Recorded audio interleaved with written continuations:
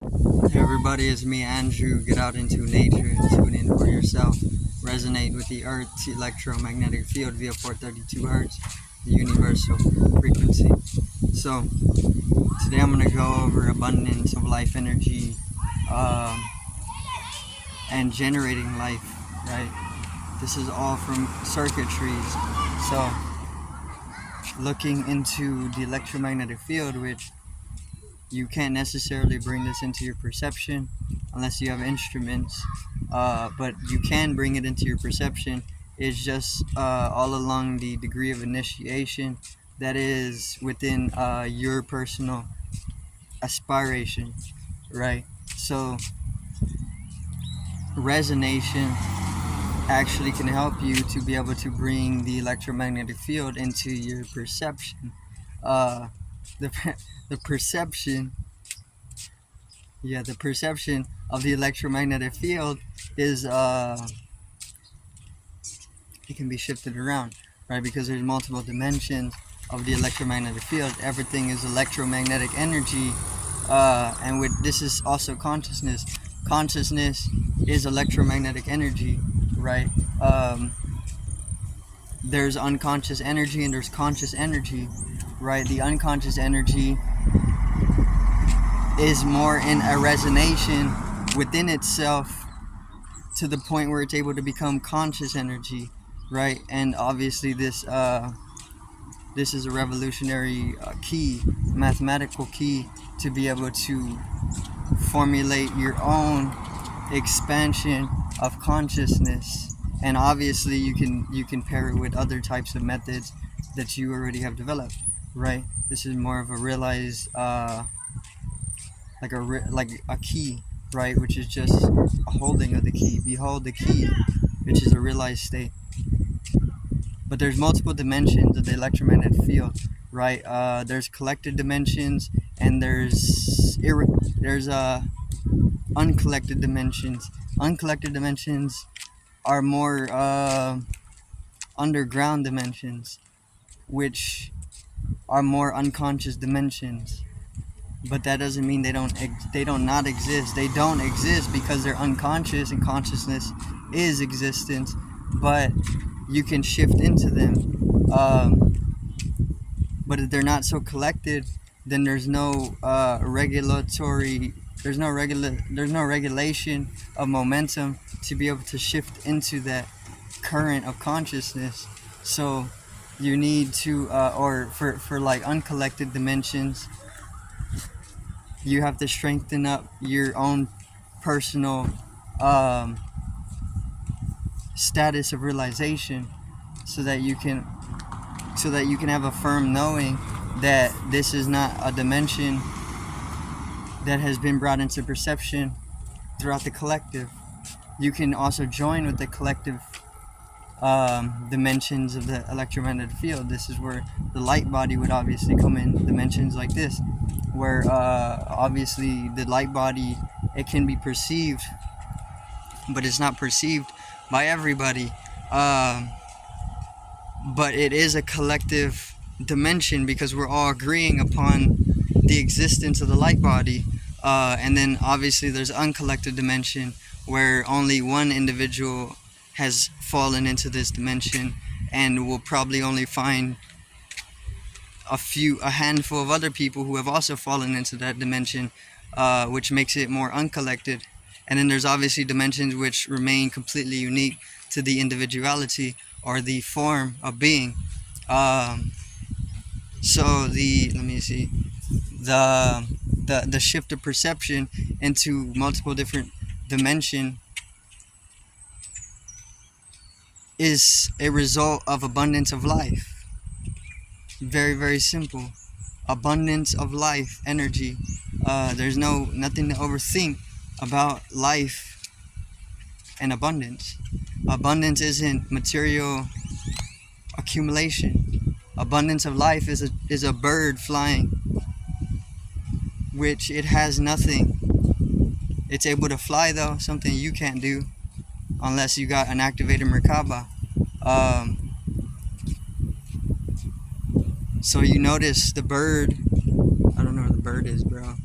But the bird is abundant with life energy. That's why it's able to fly. It's the Kundalini that carries the bird up. So the Kundalini in its helical spiral and its momentum upwards is actually what allows one to moment himself beyond the gravitational sphere that is regulated within a collected dimension. So finding a way to generate higher states of life or higher polarity of life or consciousness or even energy within yourself allows you to develop a stronger ability to shift your perception into more dimensions. This brings you into extra dimensional perception because you're fixated with collected dimensions, which everybody has, and then you can expand into more, which is extra dimensional. Then there's multiple dimensional statuses because there's dimension within dimension, but you can also go dimensionless. This is pretty much where you're able to recede into deeper states of formlessness, which is very, very highly peace-inducing, meaning it brings you deep states of peace to be able to silence any dimension, or at least flatten to an absolute, to where there's no dimension, just void, not even void. But the abundance of life energy,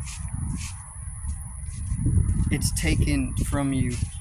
A lot of the times you hold within your genetic encoding the informational activations to be able to formulate a circuitry that is sustained within your electromagnetic field that can generate life energy, which is the most important thing.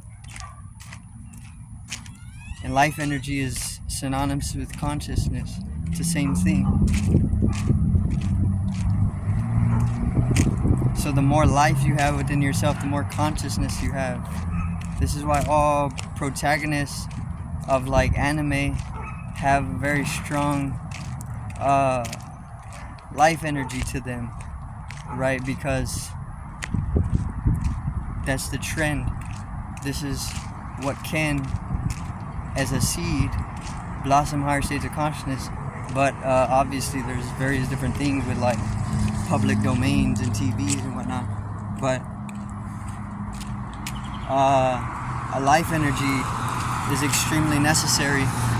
And then being able to control or at least watch the flow of life energy is a whole nother degree of self-development or mastery within oneself, right? So you have to learn how to expand life energy within yourself, and then once it's overflowing, you can learn how to flow the life energy or bend the life energy or manipulate the life energy, which is all the same process.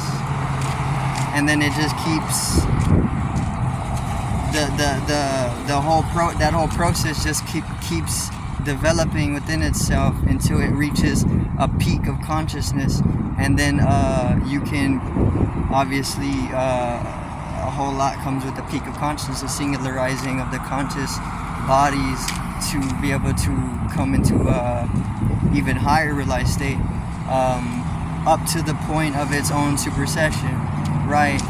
So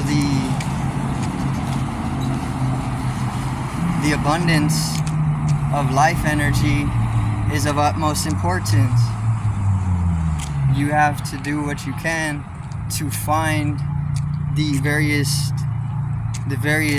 activations, the codonic activations, the codonic fluctuations, to be able to spike your energy.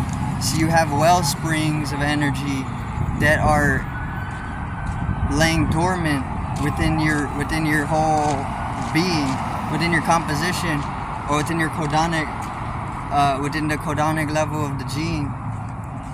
There's well springs of energy to be released. But obviously there's seals and whatnot.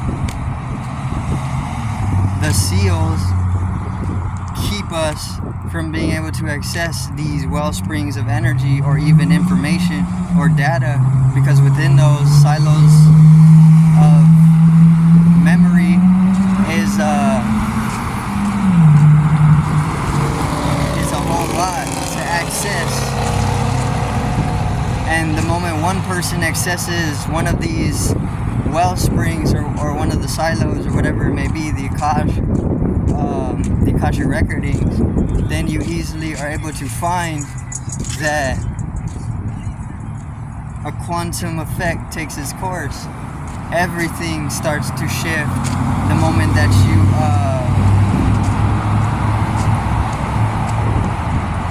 let that energy flow. Right? So the moment that the seal is broken, or at least the seal is shifted. You don't have to break the seal, you can shift the seal. Just throw the seal out of its alignment, because it's a form that you unconsciously were designed with in your deeper genetics. That form that you were unconsciously designed with in your deeper genetics by you yourself in another life is keeping you from accessing a higher density or a higher reality, or even a higher transmutational anatomy or a transmutated anatomy. So the abundance of life is just a circuitry. It's a neural circuitry that can be developed within yourself. And it's already a trend. All you gotta do is tune into that with intent and focus, and it easily is developed into your system if it's still inactive. Right? But that's gonna be it for today's video. I do thank everybody for watching once again. Peace out, one love. Have a great evening.